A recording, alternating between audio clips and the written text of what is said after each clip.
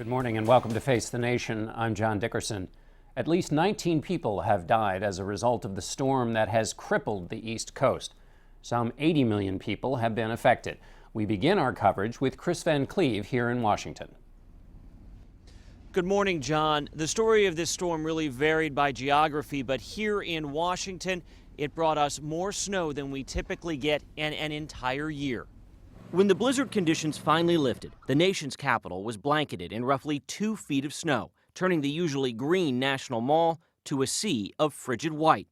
One western suburb reported 39 inches of snow from the monster storm that pounded the Washington, D.C. area for 36 hours.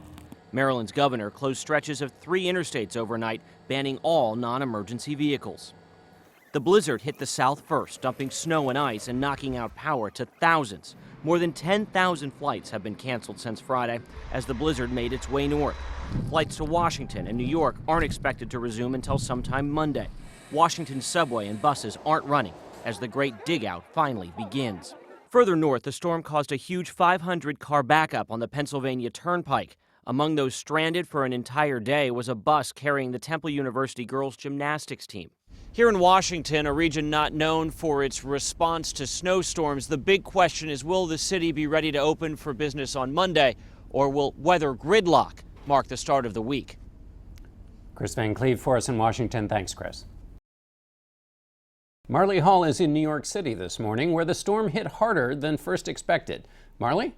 John, here in Central Park, snow totals reached 26.8 inches, just shy of the record set back in 2006.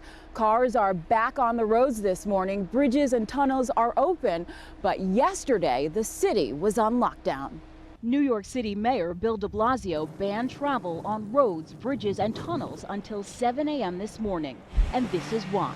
This is a very big deal. Service on buses and most trains were also stopped. More than 2 feet of record-breaking snow and ice blanketed New York City. Hurricane-force winds created whiteout conditions. New York Governor Andrew Cuomo declared a state of emergency, then jumped into action to help a motorist stuck in the snow. But not everyone was so lucky. There were more than 400 accidents, none of them fatal. There was some disappointment on Broadway. Shows were canceled yesterday, and ticket holders had to find other ways to weather the storm. Officials said more than 2,500 snowplows were deployed around the city to clear roads.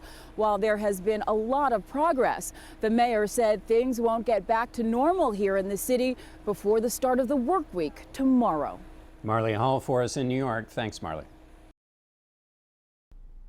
And out on the Jersey Shore, Jericka Duncan is standing by. Jericka?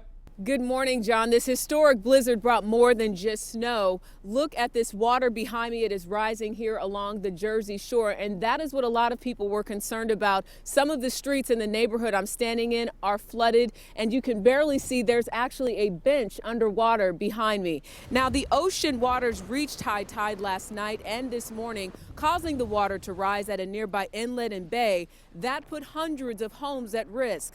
Coastal flooding remains a concern this morning. The National Weather Service expects road flooding and minor to moderate property damage. Conditions have improved since yesterday when large chunks of ice flowed down this street in Ocean City, and officials in at least one shore town issued a mandatory evacuation. Governor Chris Christie, who left the campaign trail Friday in New Hampshire because of this storm, said this was his 17th snow emergency in 6 years. So we know how to do this. Right now, a state of emergency is still in effect here in New Jersey. The waters are expected to recede. The issue today is cleaning up the snow and, of course, assessing the overall damage. John?